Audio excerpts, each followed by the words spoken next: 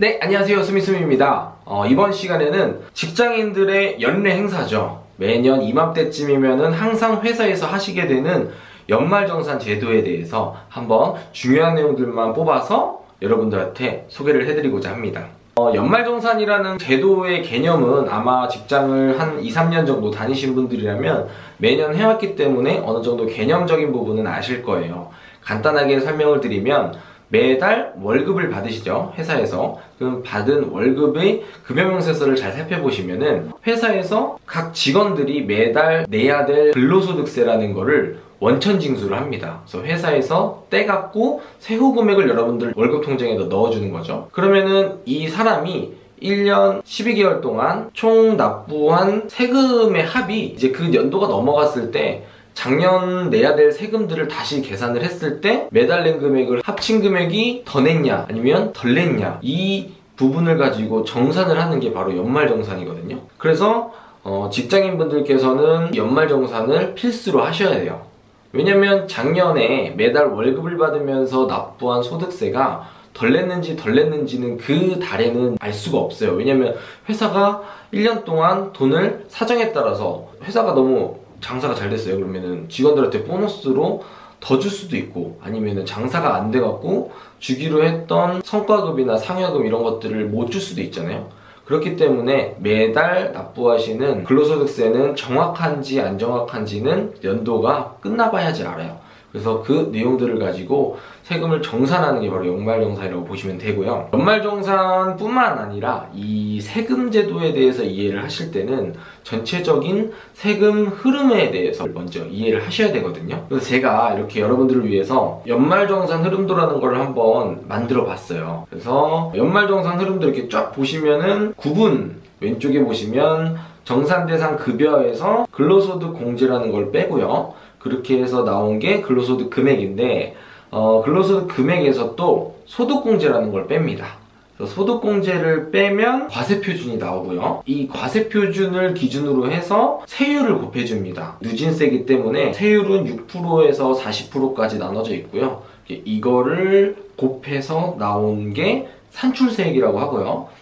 이 산출세액에서 세액공제라는 항목들에 해당하는 금액을 세금을 깎아주게 됩니다. 그러면 이 깎아진 세금을 가지고 나온 금액이 바로 이제 결정세액, 작년 한 해 동안 번 근로소득에 납부해야 될 최종 세금 총액을 이제 결정세액이라고 하는데, 아까 처음에 말씀드렸죠. 매달 회사에서 소득세를 원천징수를 하기 때문에 내가 이미 작년에 월급을 받으면서 납부해놨던 세금들이 있을 거예요. 근데 그 세금을 이 결정세액이랑 비교를 해서 더 냈으면은 내가 2월달에 환급을 받는 거고, 덜 냈으면은 그 차익만큼 세금을 더 내게 되는 게, 이 개념이 바로 연말정산이거든요. 흐름도를 머릿속에 기억을 해두셔야 매년 연말정산에 대한 부분이 항상 똑같지 않고 세세한 부분이 바뀌거든요.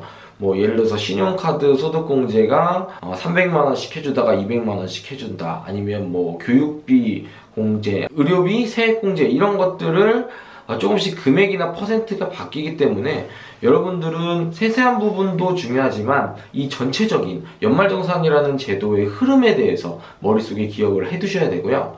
다음으로 중요한 거는 소득공제와 세액공제의 차이를 알아두셔야 되거든요. 소득공제라는 거는 옆에 표에서 보시면 아시겠지만 근로소득 금액에서 그 소득 금액을 깎아준다는 개념으로 보시면 돼요. 보시면 기본공제, 이거는 그냥 우리 부양가족이나 우리 가족 구성원들의 사람 수마다 한 명당 150만원씩 소득공제를 해준다는 거고요. 추가공제라고 해서 경로자, 장애인, 부녀자, 요 조건에 해당하시는 분에 대해서도 소득공제를 해주고요.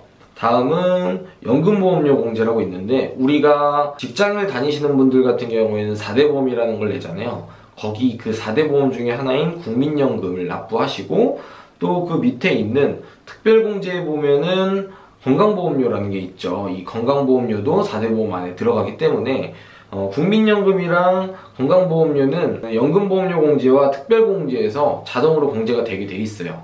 그러니까 우리가 근로소득세도 미리 내지만 4대 보험이라는 거를 매달 월급에서 납부를 하기 때문에 그 부분도 이제 모아서 소득공제, 소득에서 이거 낸 것만큼은 깎아준다, 이렇게 보시면 되고요. 주택 자금 있죠. 이 전세 사시는 분들이 상환한 금액이나 집을 사시면서 담보대출을 받으셨던 분들이 납부한 이자, 요것도 이제 조건은 상세하게 보셔야겠지만 어쨌든 전세나 주담대 이자 내신 것들도 소득공제가 되고요. 그리고 마지막에 개인 연금 가입하시거나 우리사주를 사셨거나 신용카드 사용액, 그리고 주택 마련 저축 소득공제, 네, 이름은 어렵지만 청약통장이라고 보시면 되겠습니다. 네, 이런 항목들에 대해서 해당되는 게 있고 또 조건에 맞는다면 이 금액들을 다 합쳐서 나의 근로소득에서 이 소득공제되는 부분을 까준다는 거예요.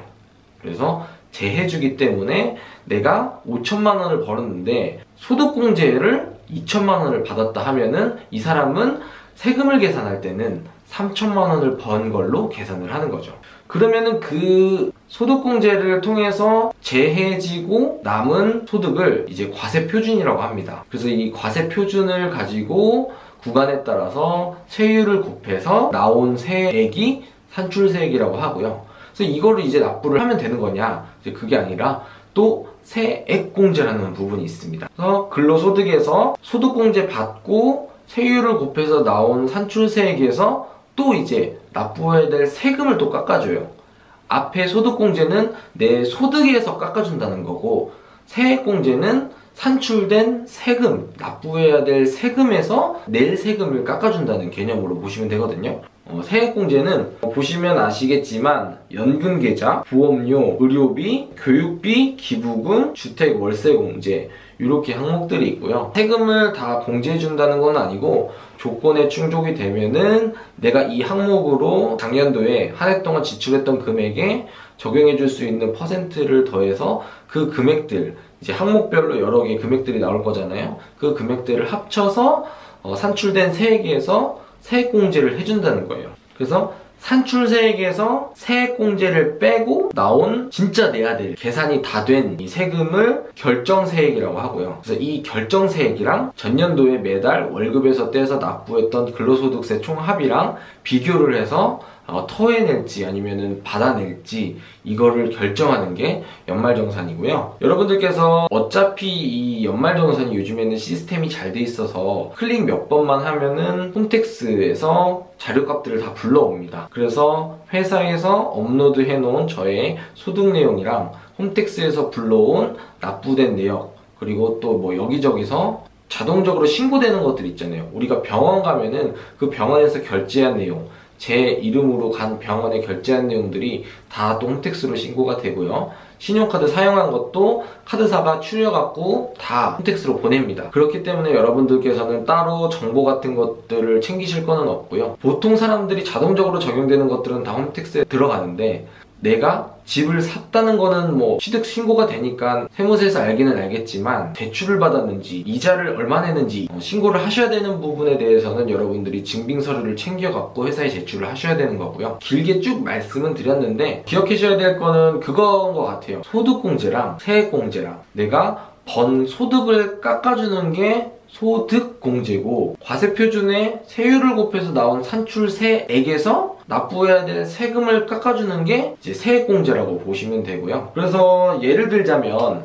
신용카드 같은 거, 우리가 항상 뭐 300만 원을 해주니 200만 원을 해주니 하는 신용카드 같은 경우는 소득공제잖아요. 그렇기 때문에 신용카드 쓰시고 세액공제 받으세요 이런 말은 이제 잘못된 표현이고요. 반대로 연금계좌, 우리가 연말이 되면은 연말정산에 대비하기 위해서 매년 말 은행이나 증권사 이런 데 가면은 개인형 IRP나 연금저축에다가 저축을 하세요 하면서 그 직원들이 말을 할 때 소득공제를 받으실 수 있어요, IRP에 납입하세요 하면은 이건 틀린 표현이겠죠. 왜냐면 IRP나 연금저축 같은 데다가 불입을 하는 이 부분은 연금계좌이기 때문에 세액공제 부분이거든요. 그래서 IRP에 납입하시고 세액공제 받으세요 하는 게 옳은 표현이고요. 그래서 직장인이 유리지갑이라고 하는 거는 회사에서 우리 통장에 월급을 넣어주기 전에 납부해야 될 세금을 너무나도 정직하게 다 떼고 주기 때문에 직장인들을 유리지갑이라고 해요. 연말정산을 할 때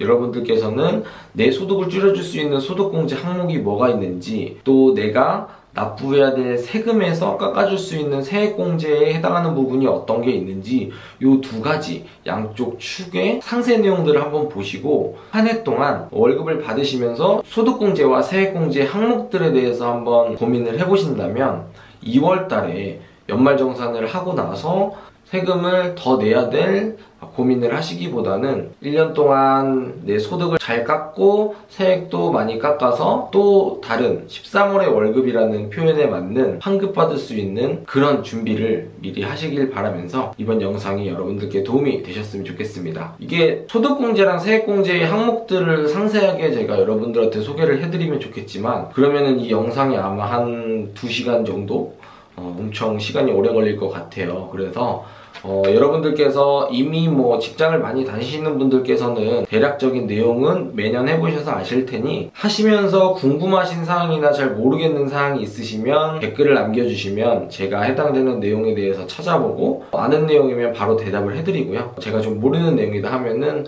물어보거나 알아보고 공부해서 답변해드리도록 하겠습니다. 네, 오늘도 영상 도움 되셨길 바라면서 다음에도 더 좋은 영상으로 찾아뵙겠습니다. 봐주셔서 감사합니다. 안녕.